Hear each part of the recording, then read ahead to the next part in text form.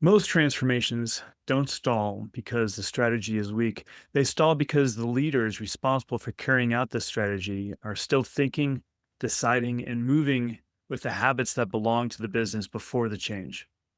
In the era of AI, the gap gets expensive fast because if your strategy is moving faster than your leaders can adapt, you just lose that speed, you lose alignment, you lose execution. Eventually, you will lose trust of your people. Welcome to the People Strategy Forum. My name is Sam Reeve. I'm the host and CEO of CompTeam, and we show founders and executives and senior HR leaders practical ways to attract, retain, and motivate their people in periods of rapid change, such as what we're going through right now. And today's topic is your strategy is moving faster than your leaders, how to build a culture that grows at the speed of change. And my guest today is Andy Fleming, co founder and CEO of the Developmental Edge. Andy's work sits directly at the intersection of leadership readiness, culture change, and transformation execution. And his message is simple but urgent. Organizations just need to build better plans, plans that are simple, easy to follow, so that leaders can move quickly to adopt and bring transformation to their organization faster. So that's exactly what the TDE process comes in. So, and Andy's going to talk about this with us. It's align, sprint, and scale. So, Andy, welcome. And I'm glad you're here to explain this process with us today. Well, thanks so much for having me, Sam. Pleasure to be with you. Before we jump in, Andy, I know that you have a rich history of experience in how you got into this business to helping leaders. So, can you take us through that journey? Where did you start in your career? Well, thanks for asking, Sam. I'm going to start at the current moment and then I'll go backwards. So, as you said very well, our work is around helping organizations build the leadership capabilities that their strategy requires. And that's sort of the holy grail that I've been chasing for about 35 years in leadership development and organizational development. My journey goes through Harvard Business School. It goes through actually 2 years of seminary, working 5 years in the Center for Ethics at Emory University. And then over the last 25 years, working closely with senior leaders in organizations of all kinds. More recently, it seems that we've been pulled toward large, global, diverse organizations where the need for the kind of shift that you're articulating is right now.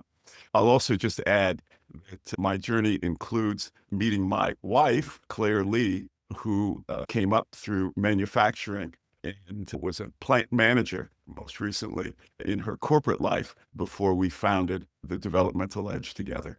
Happy to get into any of this further as you might like. Well, thanks, Andy. I think it's always important for our audience to hear about the backstory because it brings truth to where a person's true passions lead. I think that's the big differentiator between professionals out there is those that have real passion for the work. Yeah. Well, let's jump into what's going on in the minds of leaders right now. As you speak with your clients and help large multinationals and even smaller organizations, what is on the top of mind right now for them? Yeah, it's how do we actually execute our strategy fast enough? We're able to keep up with the pace of change in our industry and the larger world. So it's a lot about leadership that's faster moving, more focused, and more collaborative, and leadership that's actually better able to learn and grow while delivering results so that whatever development is occurring, and there's more and more of a realization that we need to be developing our leaders, but that whatever development that's occurring, it's actually occurring in the midst of doing the work. So how can we actually be doing the work, delivering results, and developing our people at the same time? That's the nut that large organizations, I think, are trying to crack today. One common mistake that I often see leadership make is that they have false assumptions that, okay, well, early in my career, like we're expected to do a lot of development, a lot of learning. And then even as we get into that management tier, but then in the leadership realm, we're supposed to know it all, right? So do you come across that? Absolutely. There's the perception that my value comes from having all the answers. My value comes from being the go-to person that everybody can come to, and I can deliver the answer to whatever the problem is that they're facing. You and I both know that the world's changing too fast. It's much too complex. And there's a growing sense that there's a need for humility, a greater self-awareness, and a greater willingness to identify, to bring to the surface and look at our old assumptions about ourselves, our old assumptions about our organization and our workforce, and our old assumptions about the market, our customers, whatever supply chain system we're working through. So there's that realization about surfacing and challenging old assumptions. Do you have a disciplined and sustained way to do that? Mhm. Right. And I know that that's why I really wanted to talk about that TDE or TDE process that you have today. And by the way, what does TDE stand for? It stands for the developmental edge. Okay, Yeah. developmental. Perfect. And so the process, it's a three-step process, and I love three-step processes because I can remember them, right? It's like you can pull them out of your hat whenever you need them most. But let's go through your process in detail. But first, when you first are talking to a new leader and they're Yeah. struggling with change, what's the first step that you take with them? So we try to help them identify what's the from to shift that they need their leaders to make. What are the old mindsets and behaviors make up where they are now? And what's the desired mindset and set of behaviors that would enable them to actually deliver on whatever strategy it is? So we help them identify what's that from to shift they really want their leaders to make. And an example of that would be one organization, a global supply chain organization, that we sat down with the chief supply chain officer and the VP of HR and had this conversation about that from to shift. And the way they identified it was that currently our leaders have this orientation that I follow the old playbook and the system protects me. Yeah. And what the chief supply chain officer articulated was we wanted to shift to a mindset that no, we constantly experiment, not just follow the old playbook. We constantly experiment. And rather than relying on the system to protect us, we have each other's back. So we're in this together, supporting each other's experimentation and learning as we go. That was the from to shift that they articulated. Another example was a leadership group based in Mumbai that needed to shift from being seen by their US counterparts as service providers to being seen as business partner. And so that took a mindset shift and behavioral shift in order to move that. So that's the first thing. You mentioned align, sprint, scale. That's really the align thing. Let's get aligned around what's the big shift in terms of mindset and behaviors. Okay. You need your leader and leaders to make, and really you need to make in the culture. Okay, so let's dig in a little bit more of the common things that you're seeing today. I mean, there's a lot of things that are going on that are causing rapid change. Most dominantly is the onset of artificial intelligence and bringing that into businesses and so forth. What are the common themes that you're seeing as far as organizations want to address today? At the heart of it, I'll say, is increased collaboration, breaking down the silos between different units, different functions within the organization. So with AI is a more recent phenomenon, but this has been growing for the last 20, 25 years. It's just the world's just gotten a lot more complex.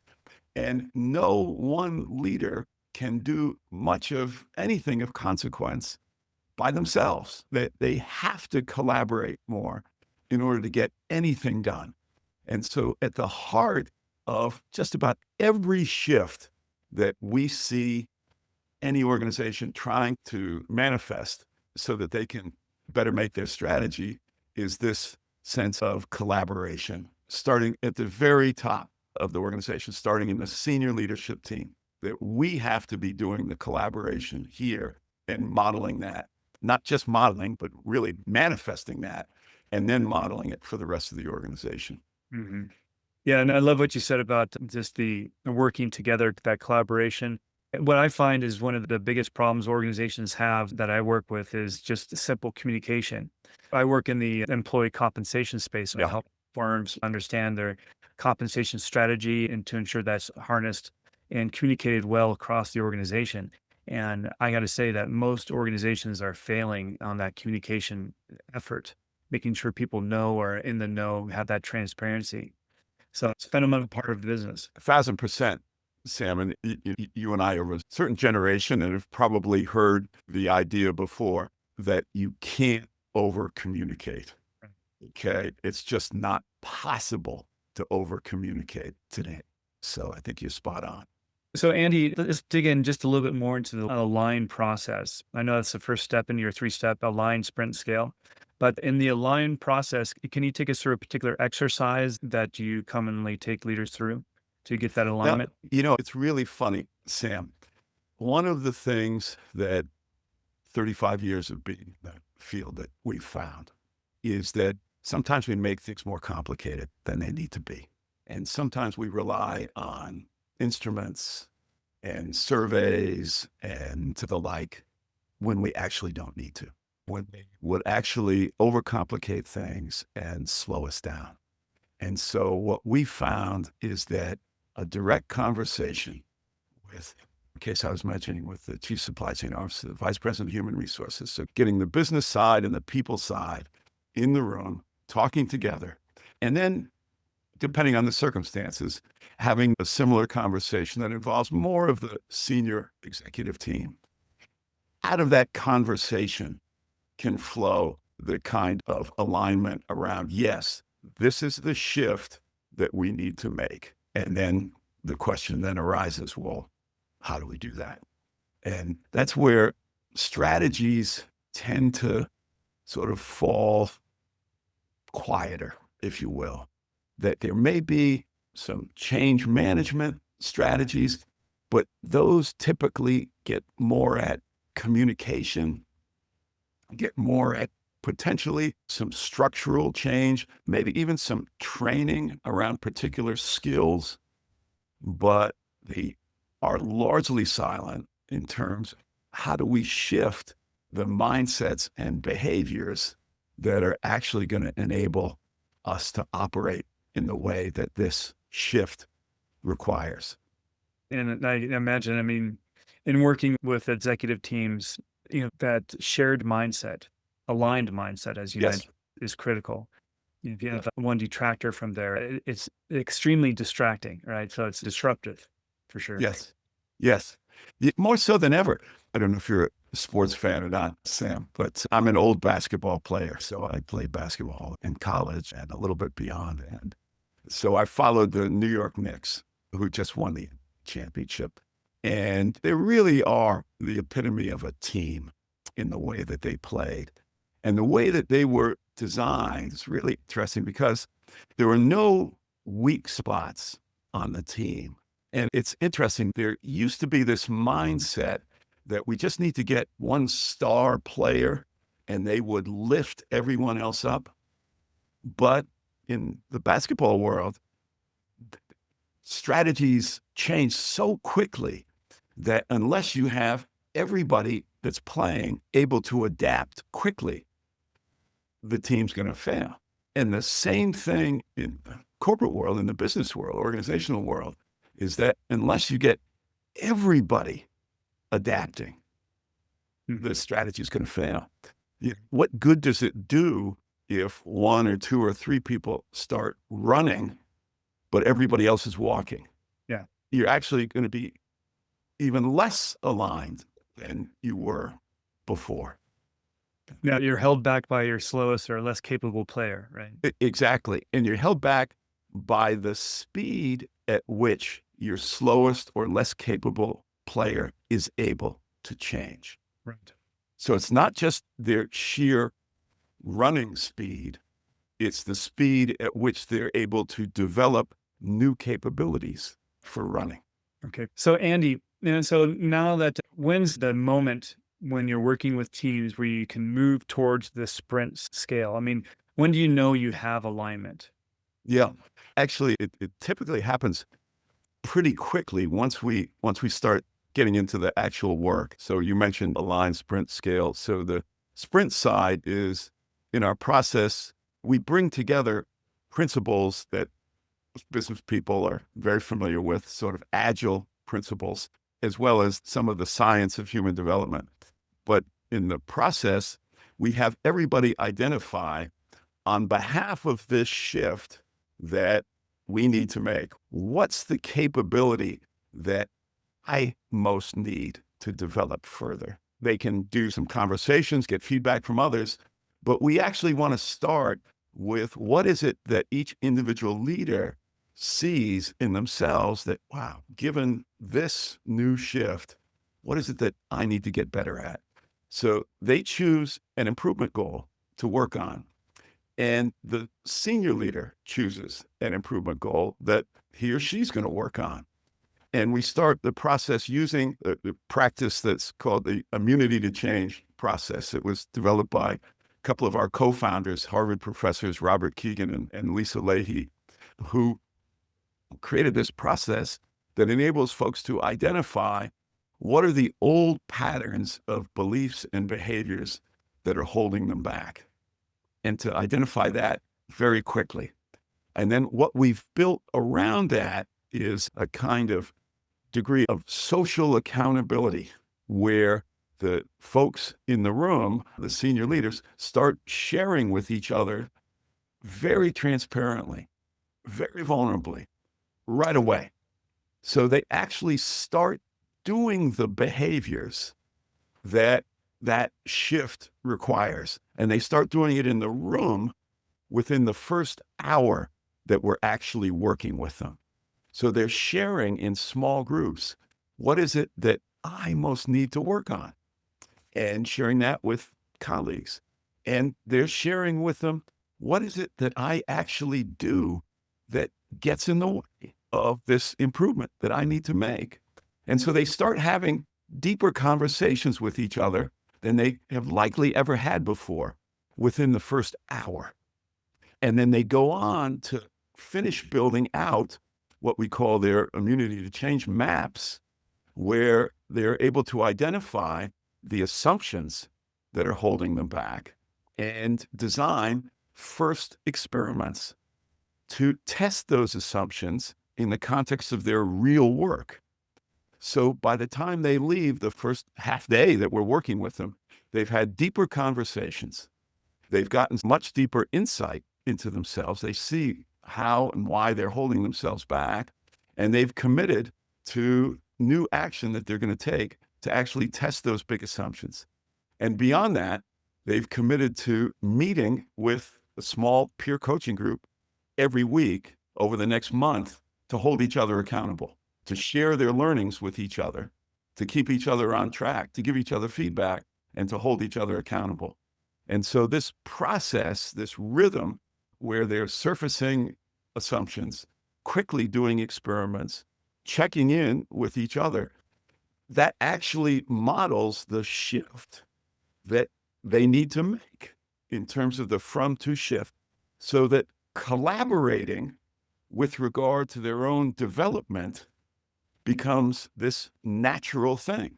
Yeah. And so they naturally then start collaborating in terms of the way they lead together. Mhm. Okay. And so the development and their actual work becomes all one thing. But one thing, Andy, I mean, there needs to be a high degree of trust among the team to engage in this level. I mean, what happens if you have a low trust? Yeah. So it's really interesting, Sam. Along with sometimes over reliance on instrumentation, anonymous 360s and so forth, which actually do something. They have some value, but actually do something that cuts against what we really want to do. By doing anonymous 360s, okay, you're actually sending a message that we can't trust each other to have honest conversations. We can't trust each other to give real feedback. Okay. These aren't conversations that we can have. It has to go through some outside mechanism. Okay. Similarly, the idea of readiness, okay, we found it's overrated. Okay. As long as the senior leader is willing to engage the process himself or herself, that's going to bring people along. Okay. And trust is actually something that you build together by experiencing a deeper level of transparency, a deeper level of vulnerability. And so the approach we take, it's very structured. Okay. It's not, we're not sitting around just kind of saying whatever comes to our minds and riffing off of feedback that we want to give someone else. No, it's very structured that everybody's sharing. Here's what I want to work on. Here's what I want to get better at. And here's some of the ways that I think I mess myself up, get in my own way. And then it goes on to identify what are some of those fears and what we call hidden commitments that hold us back in a very structured, step-by-step way. So everybody can follow the dance steps. And included in that dance is the sharing within a small group. And so we actually build the trust very quickly as we go. So rather than having to sort of pass some artificial readiness, our readiness check is, will the senior leader engage in the process? Yes. One more thing just to dig into that, because I've been in advised several organizations where the senior leader comes up and, oh, we need help with my team. They're not together. They're not bringing these great ideas. And then come to find out it's the leader. And so I think that's great to have the facilitator in the room to kind of to call that out. What do you do in that situation? Yeah. So with the senior leader, we'll take them through this process a bit before they do it in front of their folks. So they know what they're getting into. Okay. And that's where we gauge, are they going to be willing to go there? Are they going to be willing to just say, hey, yeah, I know I need to get better at X, Y, or Z. Yeah, I've heard this from you all. And, or, I've long known this. Or, you've told me, my spouse has told me as well. And it could be something as simple as just getting better at being present and fully present in meetings. We had one very senior leader. That was the improvement goal that she chose to work on. And what happened was just in the process of revealing that began her, that helped create her ability to be more present and helped her challenge old assumptions that said, wow, if I actually show up and more present, more vulnerable, tell people what I'm really thinking or feeling, they're going to discount me. I'm going to lose my credibility as a leader. She was able to dispel that for herself almost immediately in the process. So tell me a little bit more, and let's dive a little bit more into this sprint aspect. And what other types of exercises do you do in that sprint phase? Yeah. So in the developmental sprint, it's a time bounded Mhm. process that typically lasts 4 or 5 weeks. And what we found is that asking leaders to commit to something that has this kind of time boundary to it, and that actually isn't going to take a lot of extra time from their regular work, because there's no, 3-day workshops or anything like that, that has a great effect as well. So they choose an improvement goal. We have a 3.5 hour to 6 hour launch workshop, and the extra hours come if the team actually, and most do, decide not only do we want to work on our own individual improvement goals, but we want to work on an improvement goal for the team itself. And so we take them through similarly the immunity to change process now with looking at themselves as a team and what are the old patterns of behaviors and the underlying assumptions that are getting in their way of making progress as a team on behalf of their larger goal. So it's really a 6 hour start to it. And then it's weekly peer coaching meetings that are typically 30 minutes to 60 minutes with folks doing actual experiments, testing their big assumptions by trying new behaviors in the context of their regular work. So they're going to show up a little differently in a meeting that they have, or they're going to have a little different kind of conversation, but it's a conversation that they were going to have anyway. Okay, they're just going to approach it a little differently. So they start doing experiments in the context of their regular work. They're holding each other accountable, supporting, encouraging each other. And then at the end of the process, we have a closing workshop, short period of time, about an hour and a half. We're able to help them pull insights together, share learning across the team, and then look at how they can keep applying these concepts and ideas going forward. With most teams, we also move into a second part of this where we help them take the insights that they've gotten from the sprint and apply them directly to a business challenge. So they move from what's a leadership challenge that they need to meet on behalf of their shift to what are the business challenges that are part of the shift as well. And so with the same kind of discipline of regular peer coaching, experiments, and so forth, and a digital tool that helps scaffold the whole thing, they move into that as well. After that alignment, understanding the developmental pieces, then really understanding how to put that into a practical example. Yeah, and then as kind of going into the scale factor, I mean, how do you know an organization is ready to take that learning to the scale factor? Yeah. You start seeing that the leadership team is making visible change. They're excited about it. They've tried some experiments, and not all experiments are going to be quote unquote successful in a conventional sense, but they've learned from every one of their experiments. And you can feel it in the team as they get into this. It's like the difference between being on a bicycle that's not moving. If you're trying to balance yourself, that's a hard thing to do, to maintain that balance. But once individuals and the team start moving, balance becomes a lot easier. And once you're in motion, you're able to adjust a lot more readily. And the team starts to experience itself doing that. They get hooked on this feeling of being in motion, of being in development. And we typically have leadership teams that are then pull on us to say, well, how do we bring this to the rest of the organization? And to give you a global supply chain example, the way that we did it with them, they said, "Look, we want to get all of our direct reports going on this and then take it further. But let's start with all the direct reports." So we did a developmental sprint with 120 folks in it, including the senior leadership team. The senior leadership team was doing it with them. And that then created this kind of trust and excitement and seriousness among their direct reports because they saw that the senior leadership team was operating differently, was more vulnerable, was more transparent, and that they were trying new ways of behaving. In fact, we had the CEO come to that workshop, the launch of the sprint with 120 folks.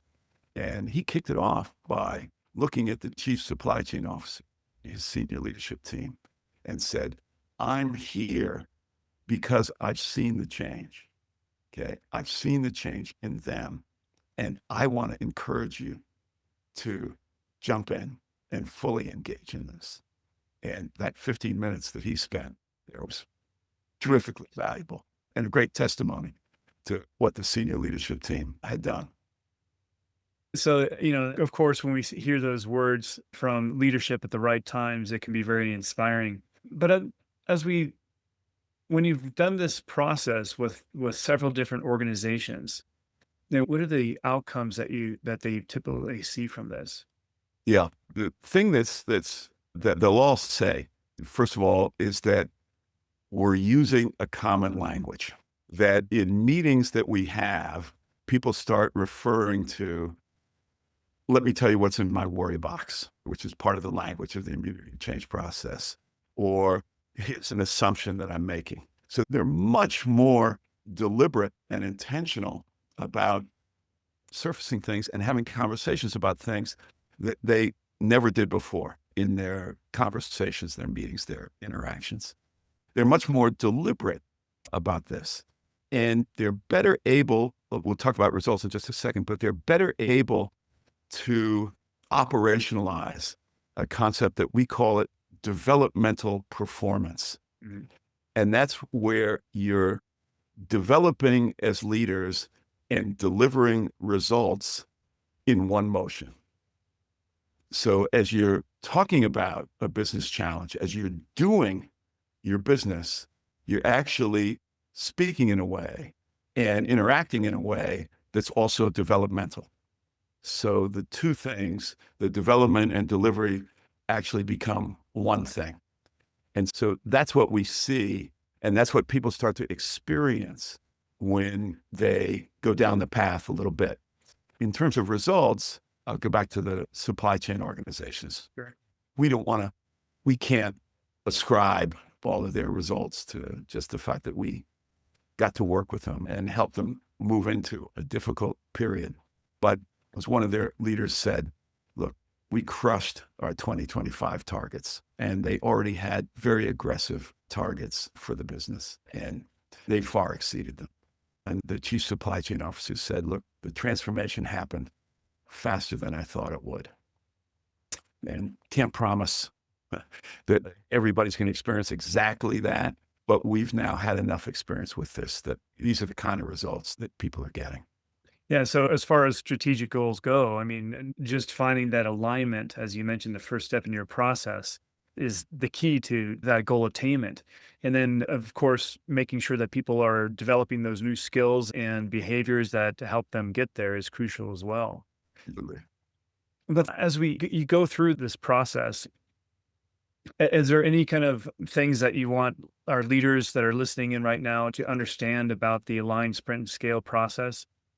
We keep it on track because we have an expert like you come into the organization, create this change and put people on the rails. How do we keep them on the rails long term? Yeah. No, it's really good. The key underneath that is that the frameworks and the concepts that we bring in are actually, once people get a hold of them, there's something that they incorporate in the way that they work naturally, just because they work. Yeah. They actually help them do their business better. And it also feels better to be sort of in development at the same time. And there's both formal and informal ways to encourage that. And the formal ways are that, and we've had organizations do this, is that they train some sprint leaders and they periodically run their own sprints as a refresher and as a way to onboard new people into the organization.